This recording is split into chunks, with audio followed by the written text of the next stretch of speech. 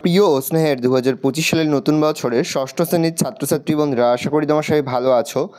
আজ আমরা যে বিষয়টি নিয়ে আলোচনা করব ষষ্ঠ শ্রেণীর থার্ড সামারি অর্থাৎ ফাইনাল পরীক্ষার ভূগোলের কোশ্চেন পেপার নিয়ে। দেখো সরাসরি স্ক্রিনে তোমরা ষষ্ঠ শ্রেণীর থার্ড সামারি অর্থাৎ ফাইনাল পরীক্ষার ভূগোলের কোশ্চেনটা দেখতে পাচ্ছ। ফুল মার্কস তোমাদের রয়েছে 70 আর সময় তোমাদের রয়েছে 2 ঘন্টা 30 মিনিট। একের দাগে রয়েছে সঠিক উত্তর নির্বাচন করো যে কোনো 18টি প্রশ্নের মান 1 করে 1 × 18 = 18। দ্রাঘিমারেখার সর্বোচ্চ মান 180 ডিগ্রি, 360 ডিগ্রি, 179 ডিগ্রি। উত্তর হবে 180 ডিগ্রি। ঘরের মধ্যে সবচেয়ে বেশি দূষণ হয় আবর্জনা, রং, ধূমপান, ধূপকাঠি থেকে। বায়ুর গতিবেগ মাপার যন্ত্র হলো ব্যারোমিটার, হাইগ্রোমিটার, অ্যানিমোমিটার, থার্মোমিটার। সূর্যোদয়ের আগের সময়কে বলা হয় গোধূলি, ভোরবেলা, উষা, রাত্রি। আমাদের রক্ষাকবচ হলো কার্বন স্তর, সালফার স্তর, ওজোন স্তর। বাতাসে ধুলোর কণায় সূর্যরশ্মি প্রতিফলিত হয়ে বিচ্ছুরিত হলে আকাশের রং হয় নীল, সাদা, কালো, ধূসর। নীল। নেক্সট, যে পদ্ধতিতে আগত সৌররশ্মি ভূপৃষ্ঠকে উত্তপ্ত করে না তা হলো বিকিরণ, পরিবহন, পরিচলন, ঘনীভবন। বৃষ্টিপাতের পরিমাণ মাপা হয় যার দ্বারা তা হলো থার্মোমিটার, রেনগজ, হাইগ্রোমিটার, বাদ পতাকা। রেনগজ। শব্দের তীব্রতা পরিমাপ করার যন্ত্রের নাম ডেসিবেল, রেনগজ, হাইগ্রোমিটার, বাদ পতাকা। ডেসিবেল। বায়ু দূষণের ফলে ক্ষতি হয় শিশুদের, বৃদ্ধদের, মহিলাদের, সকলের হয়। ভারতের একটি পশ্চিম বাহিনী নদী হলো কাবেরী, গোদাবরী, মহানদী, নর্মদা। ভারতের দীর্ঘতম হিমবাহ হলো সিয়াচেন। পাট হলো তন্তুজাতীয় ফসল, পানীয় ফসল, খাদ্য ফসল, বাগিচা ফসল। তন্তুজাতীয় ফসল। গম চাষের জন্য প্রয়োজনীয় বৃষ্টিপাত 150 থেকে 200 সেমি, 50 থেকে 100 সেমি, 100 থেকে 150 সেমি, 200 থেকে 250 সেমি। উত্তর হবে 50 থেকে 100 সেমি। মানচিত্রে কৃষিজমি বোঝাতে যে রং ব্যবহার করা হয় তা হলো বাদামি, হলুদ, সবুজ, নীল। হলুদ। কালো মাটি যে ফসল চাষের জন্য উপযুক্ত তা হলো তুলো, চা, আখ, বাজরা। তুলো। ভূপ্রকৃতির নদ নদী দেখানো হয় প্রাকৃতিক, রাজনৈতিক, বিষয়ভিত্তিক, সামাজিক মানচিত্রে। প্রাকৃতিক। ল্যাটেরাইট মাটির ফসল হলো চীনাবাদাম, ধান, পাট। উত্তর হবে চীনাবাদাম। ভারতের সংবিধান স্বীকৃত ভাষার সংখ্যা 20টি, 22টি, 32টি। 22টি। দুই দাগে রয়েছে নিচের প্রশ্নগুলির অতি সংক্ষিপ্ত উত্তর দেওয়া যে কোনো 7টি প্রশ্নের মান 1 করে 1 × 7 = 7। মূল মধ্যরেখার মান কত? 0 ডিগ্রি। পৃথিবীর আবর্তনের বেগ সবচেয়ে কম কোথায়? 2 মেরু বিন্দুতে। বায়ুর আর্দ্রতা মাপক যন্ত্রের নাম কি? হাইগ্রোমিটার। ভারতের কোন রাজ্যে চা উৎপাদন সবচেয়ে ভালো হয়? অসম। মানচিত্রে জলের অংশ বোঝাতে কোন রং ব্যবহার করা হয়? নীল। ভারতের কোন উপকূলে বছরে 2 বার বৃষ্টিপাত হয়? করমণ্ডল উপকূল। কোন মৃত্তিকায় তুলো চাষ কোন মৃত্তিকায় তুলো চাষ ভালো হয়? উত্তর কৃষ্ণ মৃত্তিকা।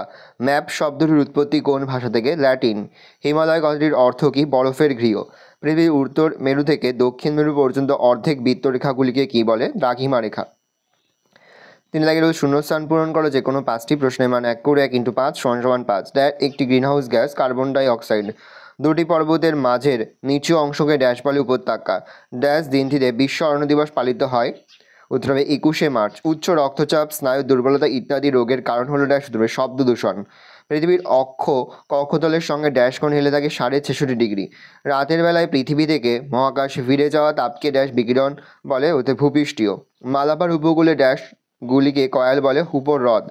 চারিদিকে লিখিত বিবৃতিগুলির সত্য বা মিথ্যা লেখো। প্রশ্নের মান 1 করে 1 × 5 = 5। সমুদ্রপৃষ্ঠে বায়ুচাপ সর্বনিম্ন। ভুল, তাহলে মিথ্যা লিখব।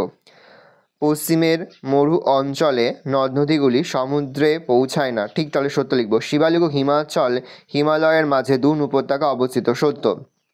স্টেশনের ঘড়িতে 16 আওয়ার্স বোঝাতে বা দেখলে সাধারণ ঘড়িতে তখন বিকাল 5টা বাজবে। ভুল, মিথ্যা লিখব।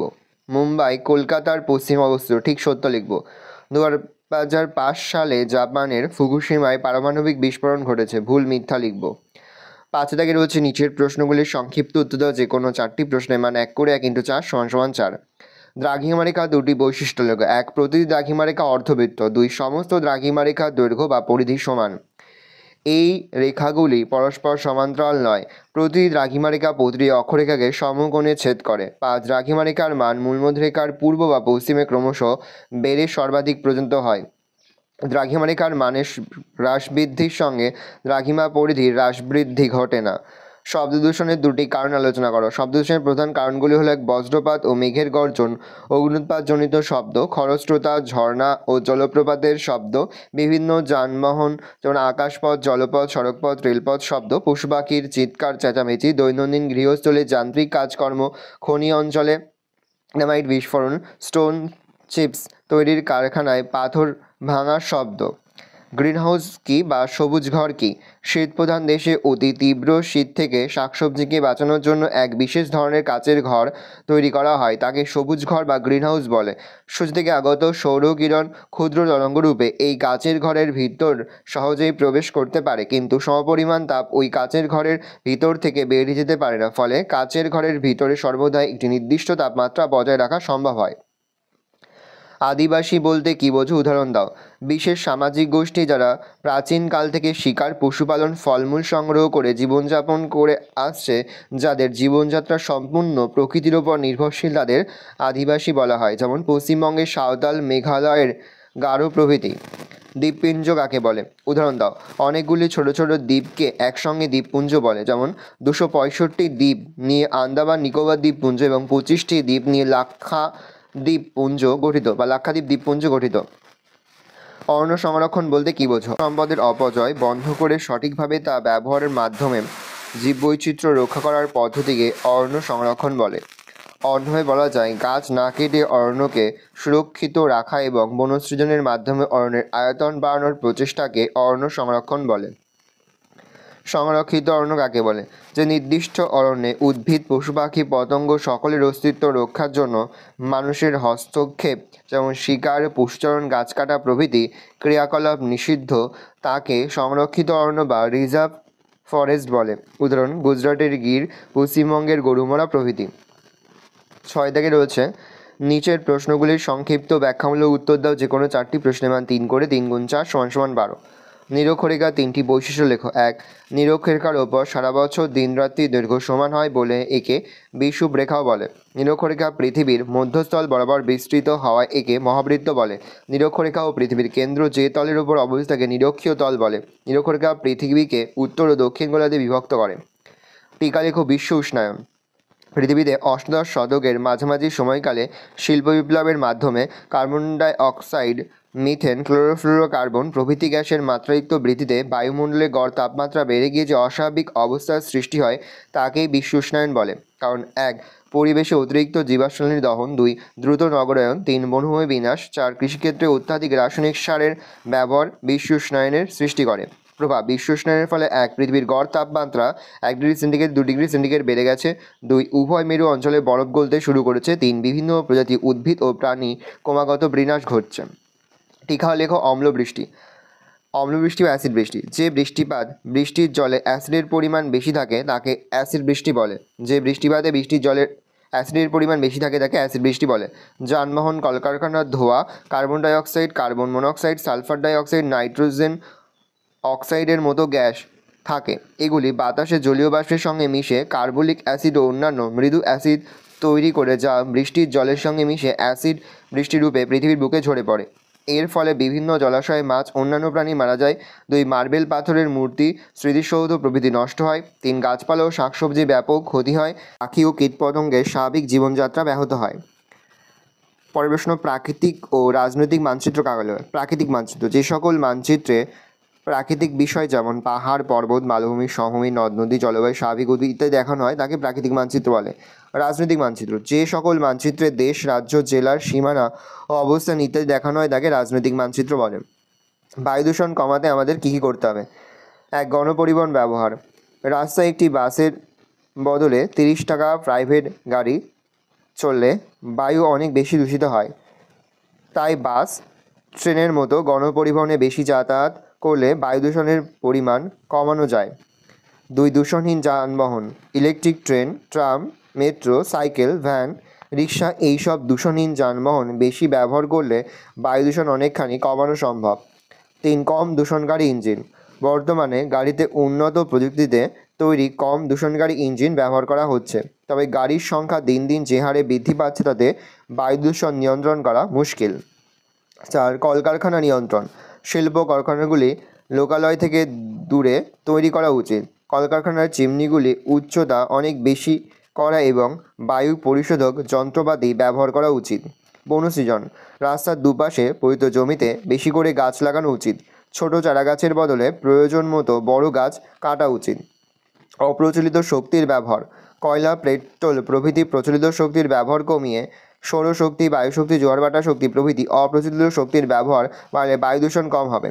এছাড়া বায়ু দূষণের কুপ্রভাব সম্পর্কে মানুষকে সচেতন ও চাষবাসে জৈব সার ব্যবহার করতে হবে এবং 1981 সালে বায়ু দূষণ প্রতিরোধ নিয়ন্ত্রণ আইন কঠোরভাবে প্রয়োগ করতে হবে। নেক্সট, ধান চাষের জন্য কিরূপ মাটি, উষ্ণতা ও বৃষ্টিপাত প্রয়োজন? ধান উৎপাদক 3টি রাজ্যের নাম লেখো। মৃত্তিকা, উর্বর পলিমাটিতে ধানের ফলন ভালো হয়। এই দেশের সমভূমি উর্বর পলিগঠিত হওয়ায় ধান চাষের পক্ষে আদর্শ। উষ্ণতা, ভারতে বার্ষিক গড় উষ্ণতা 22 ডিগ্রি থেকে 30 ডিগ্রি সেন্টিগ্রেড, যা ধান উৎপাদনের পক্ষে অনুকূল। বৃষ্টিপাত, মূলত মৌসুমী বৃষ্টিপাতের উপর নির্ভর করে ভারতে ধান চাষ করা হয়। এই দেশের গড় বার্ষিক বৃষ্টিপাত 150 থেকে 200 সেমি।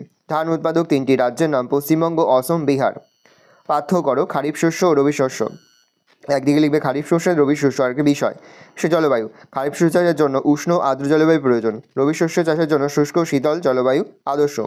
রোপণের সময়কাল, বর্ষাকালে খারিফ শস্য রোপিত হয়, শীতকালে রবি শস্য রোপিত হয়।